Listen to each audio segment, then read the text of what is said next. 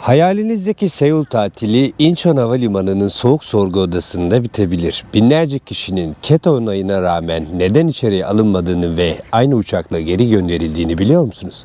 İşte hayatınızı kurtaracak o kritik detaylar. Ülkeye girişin sadece vizesiz olması herkesin girebileceği anlamına gelmiyor. Özellikle en büyük yaşanan sorunlar şunlar.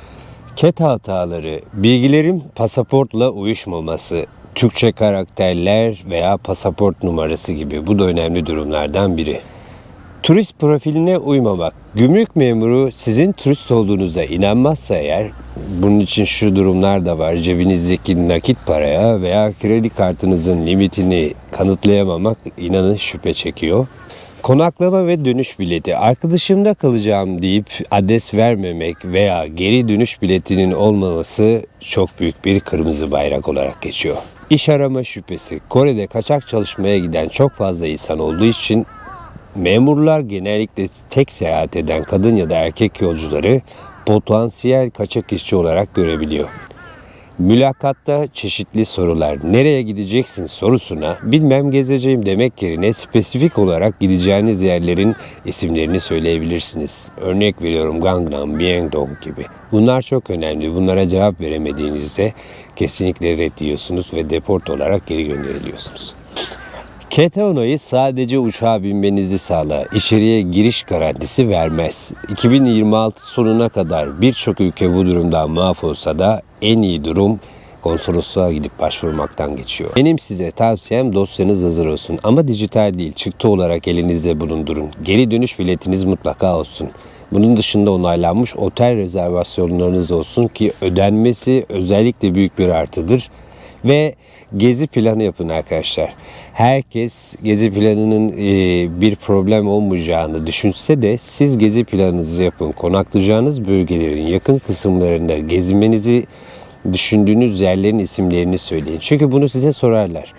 Ben çok görüyorum şehitlik nerede diye şehitliğin bölgesinde ve etrafında kalmak isteyen kişilere sorulmuş sorulardan biridir mesela. Şehitliğin hangi semtte yani bize göre hangi yerde olduğunu sormuşlar ve cevap alamadıklarında red vermişler. Yani kalacağınız konaklama bölgelerin çevresinde ünlü yerlerin birkaç ismini bilmeniz çok önemli. Bunlar cevap verebilmenizi istiyorlar çünkü bundan eminseniz eğer bunu onlara verebiliyorsanız herhangi bir problem yaşamazsınız. Maddi kanıtınızın olması da önemli. Önceden bu önemli değil ama şu an çok bakılıyor. Banka hesap dökümünüzün mesela İngilizcesi olabilir veya cebinizde nakit olması dolar veya won bu artı olur.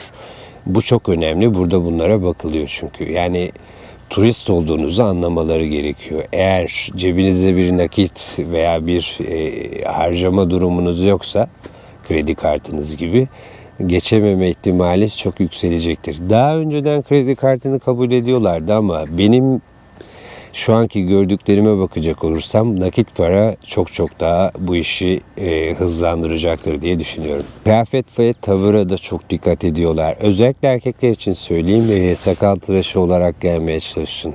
Memurlar genellikle turist gibi davranmadığınızı anlayıp eğer stres içinde cevaplar verirseniz bu da bir problem oluşturuyor. Hemen sizi sorgu odasına alıyorlar. Tabii ki diğer birçok ülkeden daha çok bizim ülkemiz, bizim vatandaşımız daha çok sorun yaşıyor. Çünkü Türkiye'de olan durumlar burada görülüyor. Gelen de geri dönmek istemediği için girişlerde en çok problemi Türklere yaratıyorlar. Kadın ve erkek fark etmiyor. Mesela çok pasaportunuzda çok fazla yer olması, çok fazla bir yer gezmiş olmanız içeri girebileceğiniz anlamına gelen bir durum değil. Genellikle şu sıra pasaportlarında ilk defa yurt dışına çıkmış kişileri alıyorlar. Onlar sorunsuzca geçiyorlar. Çünkü buradaki işlemler çok farklı oluyor. Göçmen kesinlikle bu ülkeye lazım olan durumlardan biri. Çünkü ülkenin neresinde kaçak kalan, neresinde kaçak çalışan, kimliği olan veya olmayan varsa bunların hepsini inanın devlet ve polis biliyor. Çünkü her köşe başında burada kamera var. Bilmediğini düşünen kesinlikle yanılıyordur. Sadece izin veriliyor ülkenin ekonomisinin kalkınması amacıyla. Zaman zaman ülkede şöyle durumlar da oluyor.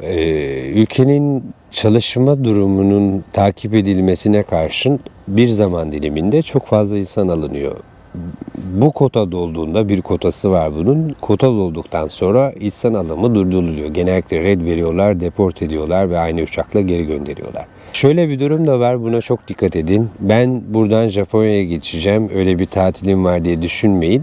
Geldiğiniz uçakla özellikle sizi geri gönderirler. İstediğiniz kadar uğraşın, derdinizi anlatmaya çalışın, anlamıyormuş gibi davranabilirler. Çünkü bu konularda netler. Yani karşınızdaki kişi sizi anlamıyormuş durumuna gider. Çok uğraşırsınız, stres yaparsınız ama bunun bir çözümü olmaz. Çünkü bunu yapabiliyorlar, bilginiz olsun. Bu durumlara dikkat edin. Buradan tatil yapıp Japonya'ya geçeceğim deyip geçemeyebilirsiniz. Bütün biletleriniz yanabilir. Benim tavsiyem önce Japonya'ya gidip ardından Kore'ye gelmeniz. Yani biletim bu şekildeydi. Oradan buraya geldim derseniz muhtemelen daha farklı olabilir. Bunu böyle yapacaklar için bunu söylüyorum. Şu sıra en çok duyduğum durumlardan biri, ülkeden sadece kaçmak için kredi çekip gelenler oluyormuş. Şimdi ülkemizin durumu burada çok fazla görüldüğü için potansiyel bir içeride kalma, iltica etme durumu olduğundan kaynaklı kapıda en çok Türklere dikkat ediyorlar. Yani üzerinizde nakit para olmasına, çıktılarınızın yanında olmasına özellikle dikkat edin. Gerçekten büyük problemler. Yani bunlara dikkat ederseniz girişlerde muhtemelen sorun yaşama ihtimaliniz çok daha az aşağı inecektir. Bazı insanlar 2-3 bavulla buraya geliyorlar. Daha başından bunu belli ediyorlar. Turist bile olsanız orada büyük bir sorun yaşıyorsunuz. Yani bunlara dikkat edin. Küçük bir bavulla gelmenizi tavsiye ederim. Zaten eğer burada kalacaksanız alım gücü çok fazla yüksek olduğu için her şeyi çok basit bir şekilde alabilirsiniz. Keta'nın dışında Kore'nin içerisinde yaşanan bazı durumlar da bize eksi olarak dönüyor. Bunlar nedir? Kore'nin içerisinde yaşamadığınızdan göremiyorsunuz. Burada alkollü araba kullananlar, Koreli insanı dolandıranlar, onlarla kavga edenler. Mesela motorlu kurye burada kullanılmaması gereken en önemli durumlardan biri. Kanunen çünkü yazıyor. Yani ne Vietnamlı ne Filipinli başka bir ülkenin insanı burada motorlu kurye işini yapamaz. Ama yakalanan Türkler var. Tabii ki başka ülkelerden yakalananlar da var ama mesela geçenlerde biri yakalandı. Koreli, özellikle bunlara dikkat edip takip ediyorlar. Koreli'ye küfür ediyordu mesela. Bu çok kötü bir durum. Bunun dışında çift olarak gelip eşine şiddet uygulayan, sevgisine şiddet uygulayan insanlar da var. Bunlar da eksi olarak dönüyor.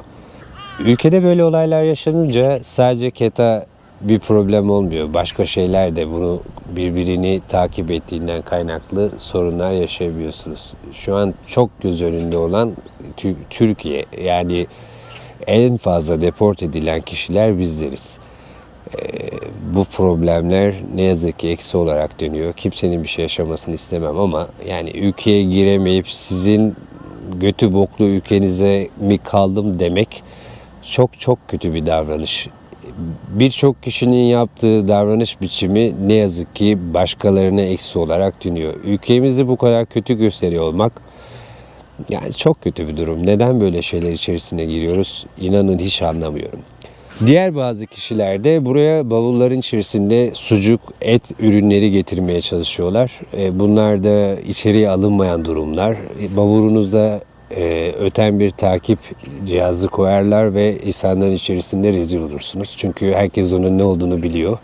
Farklı bir alana gönderilip orada kimlik bilgilerinizi alınıp imza atmak zorunda kalabilirsiniz. O yüzden buraya et ürünleri veya farklı şeyler getirmeye çalışmayın arkadaşlar.